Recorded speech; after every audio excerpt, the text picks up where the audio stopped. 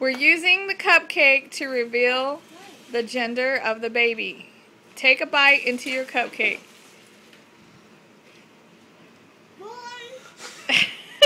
Show us the cupcake. Izzy is too busy eating the top.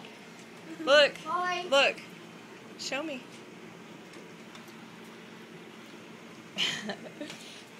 Look, even Grandma Louie knows. Izzy, eat your cupcake. Are you excited?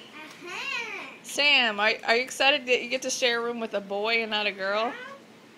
Hey Sam, show everybody your tongue. That's a good reveal. No, you've already licked it away. There, that's the color of the baby. Oh no, we're not having a baby.